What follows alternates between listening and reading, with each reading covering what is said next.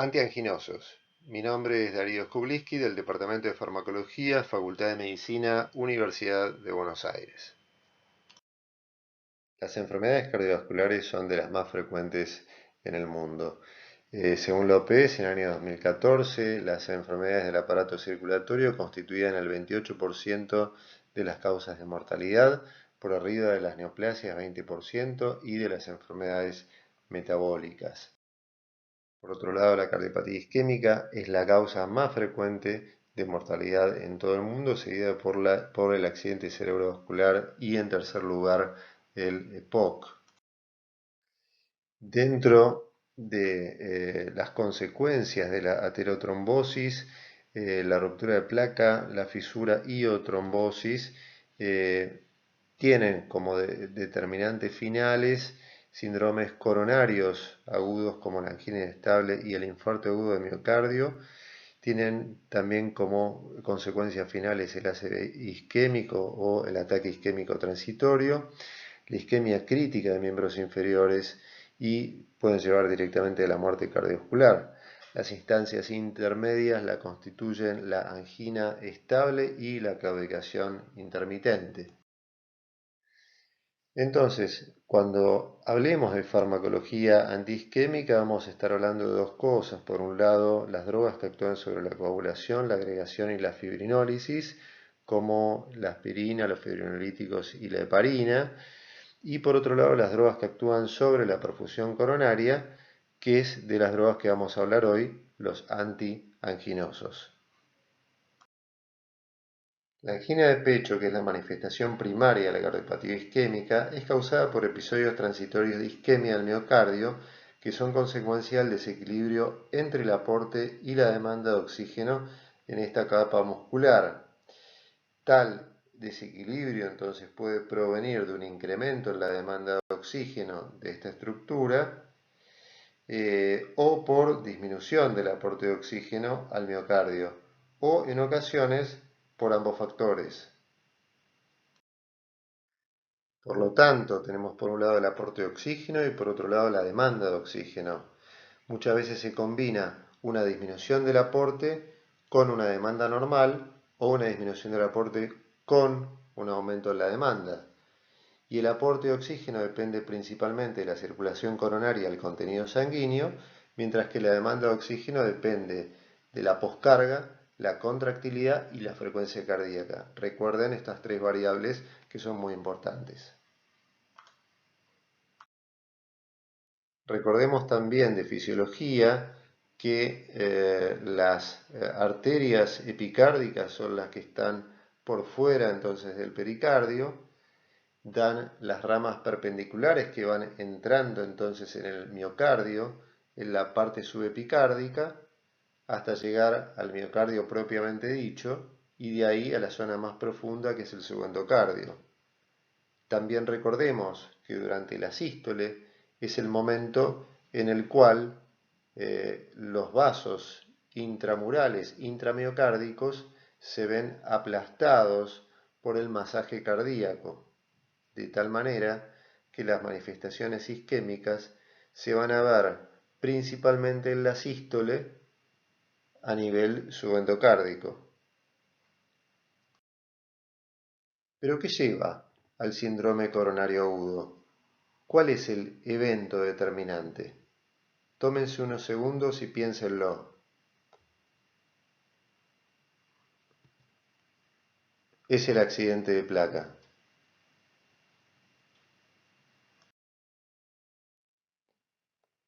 El tratamiento de los factores de riesgo cardíacos aminora la evolución e incluso permite la regresión de la aterosclerosis. En sujetos con isquemia del miocardio se utiliza sistemáticamente el ácido salicílico y su consumo diario aminora la incidencia de trastornos clínicos agudos. Se ha demostrado que otros antiplaquetarios como clopidogrel oral y antiintegrinas intravenosas como abciximab, tirofibran, eptifibatide aminoran la morbilidad en individuos con angina a quienes se les coloca una endoprótesis en la arteria coronaria. Recordemos para el Angor crónico estable fundamental el tratamiento con aspirina y la terapia antianginosa que vamos a ver ahora, dentro de los cuales están los betabloqueantes, también el control de la tensión arterial, el tabaquismo, el colesterol, la dieta y fundamentalmente para controlar la diabetes, darle educación a los pacientes y el ejercicio. Los hipolipemiantes como las estatinas disminuyen la cifra de mortalidad en individuos con hipercolesterolemia, con arteriopatía coronaria identificada o sin ella. Y los inhibidores de la enzima convertidora de angiotensina también disminuyen la cifra de mortalidad en individuos con coronariopatía y se recomiendan en particular en enfermos que también muestran afección concomitante de la función sistólica cardíaca. Bien, finalmente vamos a hablar ahora de las drogas antianginosas y esta sección entonces va a describir a los principales agentes farmacológicos que se utilizan en el tratamiento de la angina. Los principales son los nitrovasodilatadores, los bloqueantes de calcio y los betabloqueantes. Todos los fármacos antianginosos mencionados mejoran el equilibrio entre el aporte y la demanda de oxígeno por el miocardio y mejoran la irrigación al dilatar los vasos coronarios, disminuir la demanda al aminorar el trabajo cardíaco o ambas acciones. Otros medicamentos son también eficaces para tratar la forma estable o inestable de la angina e incluyen los antiplaquetarios y también las estatinas, que posiblemente intervengan para estabilizar la placa vulnerable. También hay una nueva clase de fármacos que al parecer son eficaces en el tratamiento de la angina. Uno de ellos es la ranolazina, que lo veremos al final de la clase. Pero hay algo que es fundamental que yo les quiero destacar y que es el concepto de que incrementar la extracción de oxígeno desde la sangre por parte del miocardio no es un objetivo terapéutico práctico, ya que los fármacos utilizados contra la angina típica actúan más bien al aminorar la demanda de oxígeno por parte del miocardio y para ello reducen la frecuencia cardíaca, disminuyen la contractilidad del miocardio, la presión parietal del ventrículo izquierdo o ejercen ambas funciones. Los bloqueantes de canales de calcio constituyen un grupo heterogéneo de drogas que interfieren en el funcionamiento de algunos canales de calcio voltaje dependientes, de tal manera que reducen la entrada del ion hacia el interior celular. Hay al menos 6 tipos de canales de calcio voltaje dependiente caracterizados en la membrana plasmática de una célula excitable y los principales tipos de receptor de canales son T, L y N.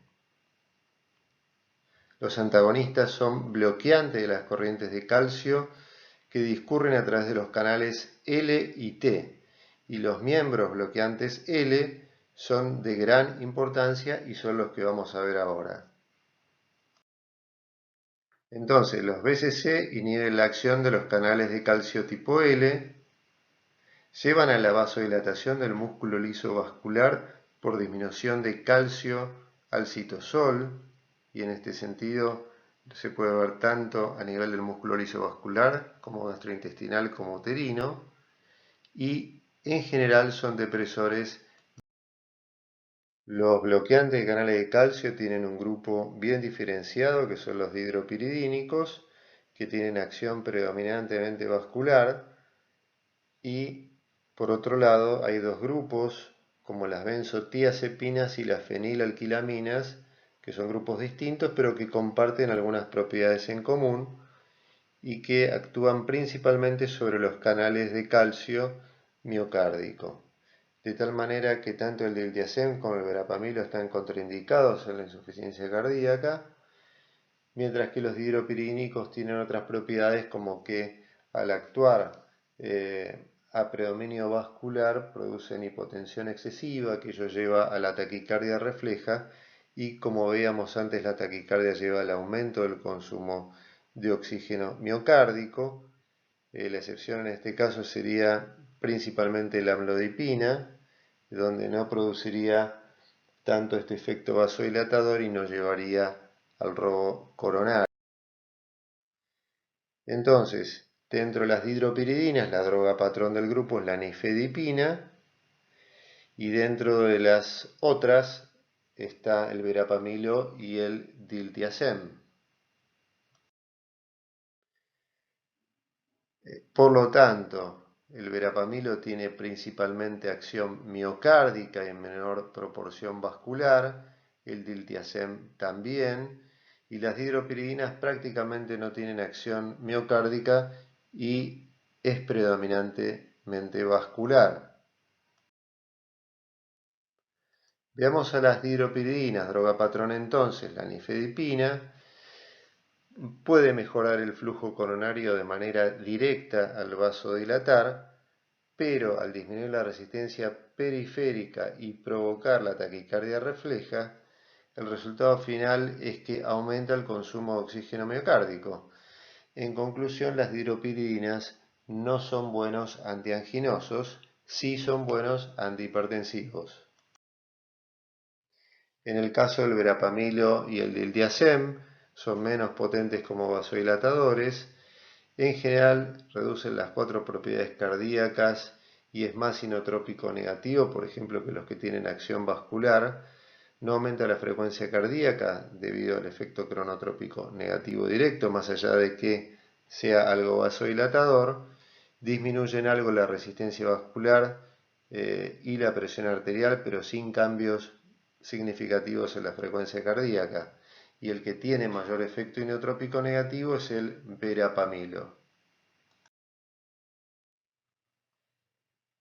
Y después aparece una droga como el Vepridil, que inhibe el canal lento de calcio y el rápido de sodio con un efecto inotrópico negativo, que disminuye la frecuencia cardíaca, baja la TA, lentece la conducción AB y prolonga el intervalo QT. No es una droga muy utilizada, pero hay que conocerla.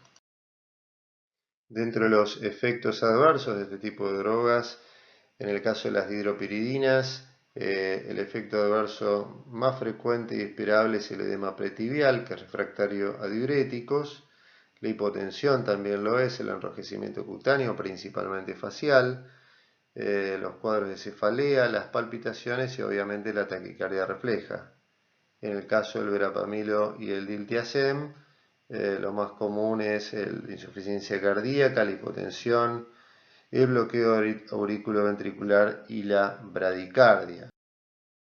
La terapia médica de la angina inestable comprende la administración por un lado, el ácido acetilsalicílico que disminuye la cifra de mortalidad, y los nitratos bloqueantes del receptor beta y de heparina, que también son eficaces para controlar los episodios isquémicos y la angina. En algunos individuos, digamos con angina inestable, surge vasoespasmo y por ello los antagonistas del calcio podrían constituir una estrategia más para tratar este tipo de angina.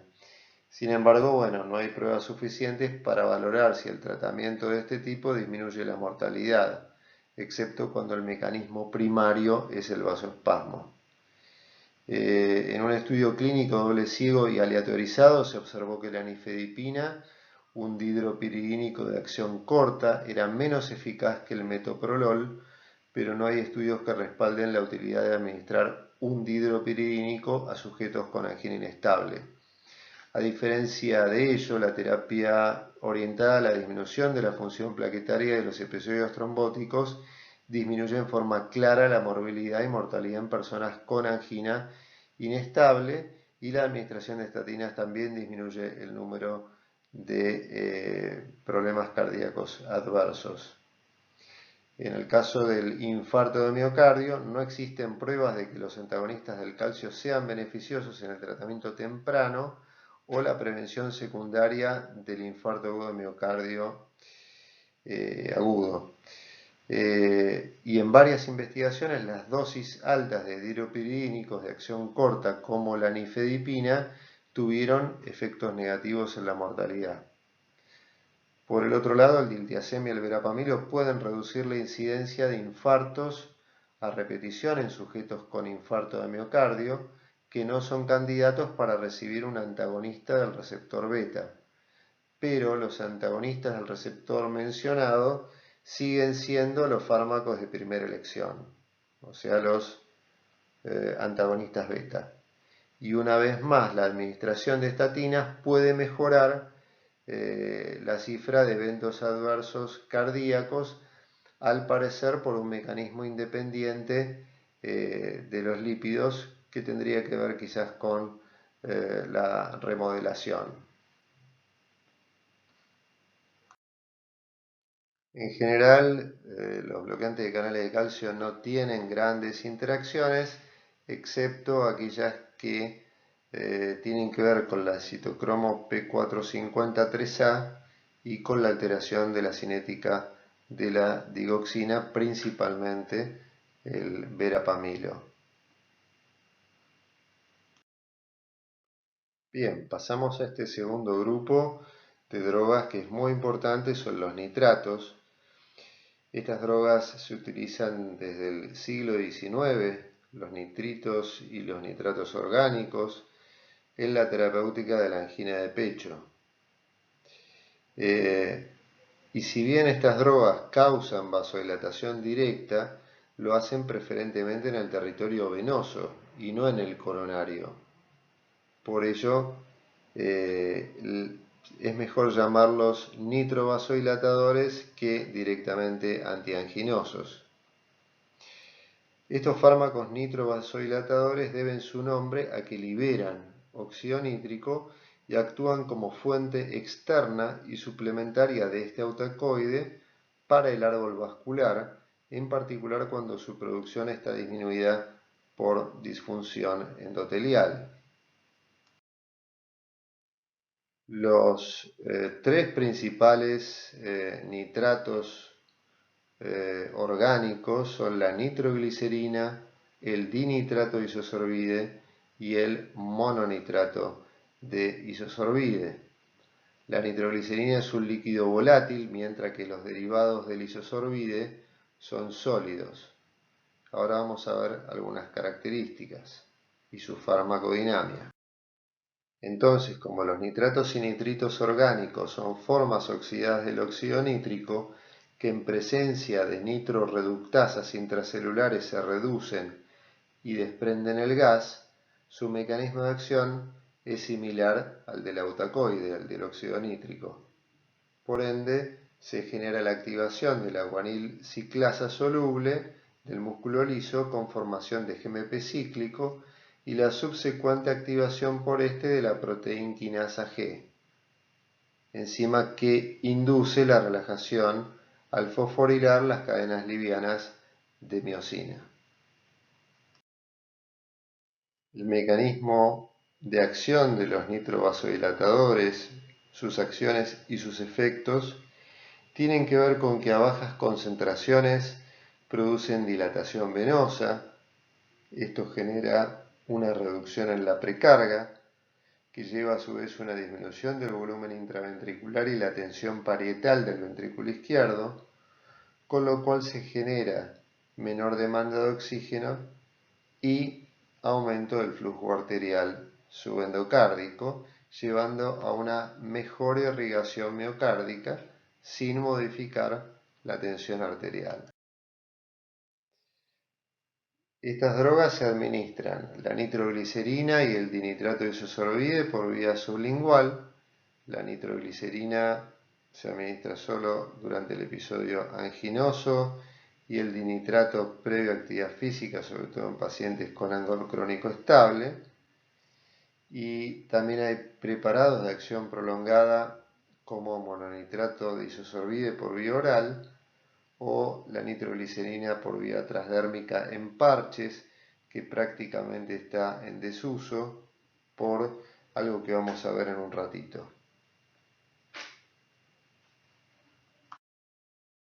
Precisamente es por esto que la nitroglicerina en parches está siendo suspendida desde hace años y es por la tolerancia que generan los nitratos. El uso de regímenes de prescripción que conserven un intervalo libre de droga de 10 a 12 horas permite evitar este fenómeno, con lo cual, si necesitamos que haya un periodo libre de 10 a 12 horas, quiere decir que hay que organizar el día de medicación para que por lo menos durante 10-12 horas haya concentraciones realmente bajas del medicamento. Los efectos adversos más frecuentes son la cefalea pulsátil, náuseas, vómitos, hipotensión ortostática y taquicardia, metahemoglobinemia y también relaja otros músculos lisos.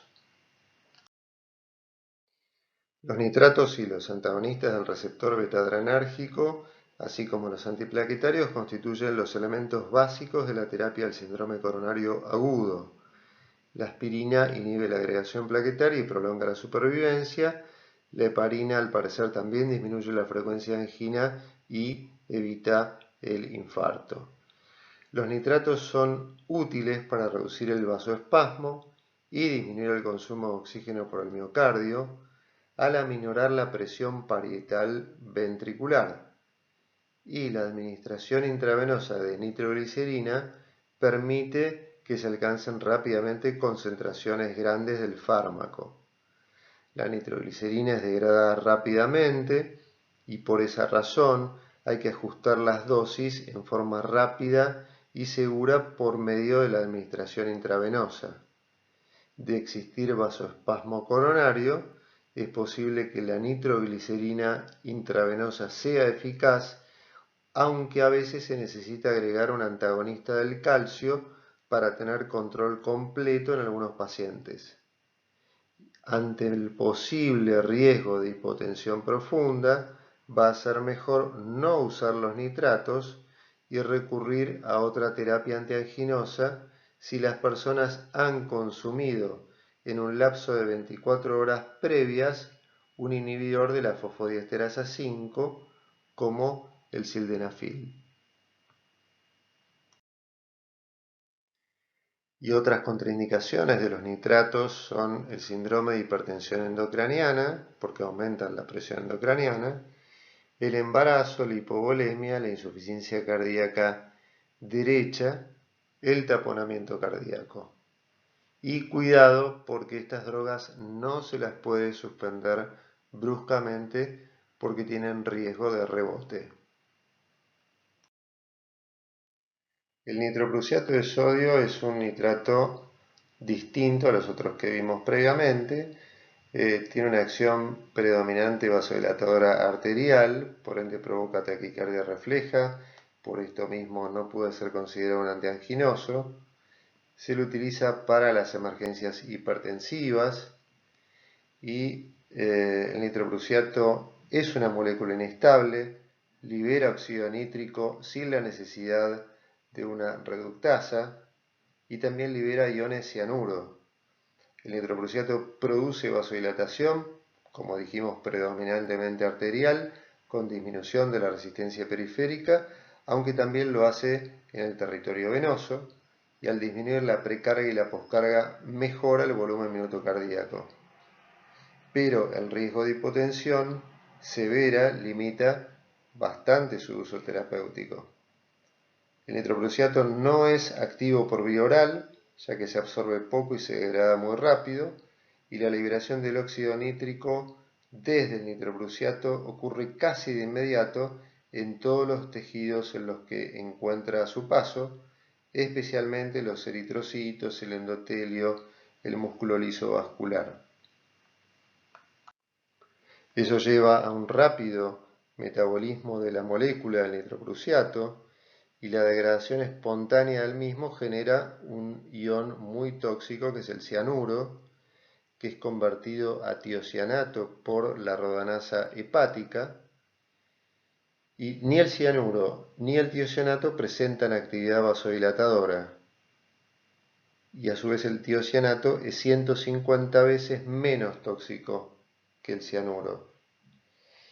Dentro de los efectos adversos más importantes que presenta el nitroprusiato, obviamente están la taquicardia refleja, las palpitaciones, la cefalea y la hipotensión extrema. Puede aparecer también trombocitopenia, y el ion cianuro causa una toxicidad aguda que debe diferenciarse de la toxicidad crónica inducida por el tiocianato. La toxicidad aguda resulta del envenenamiento por cianuro, que se observa con dosis altas del fármaco. En ella se altera la respiración celular, se inhibe la cadena respiratoria, hay acidosis láctica, taquipnea, taquicardia, hay compromiso hemodinámico, convulsiones, coma y paro cardiorrespiratorio. En esta intoxicación aguda se puede usar como antídoto la hidroxicobalamina y dadores de azufre como el tiosulfato de sodio. Mientras que la toxicidad crónica es debida a la acumulación del tiocianato, en especial por el uso de nitroprusiato por más de 96 horas, y se caracteriza por debilidad muscular, desorientación, psicosis, espasmos musculares, convulsiones e hipotiroidismo, síntomas que se agravan en la insuficiencia renal.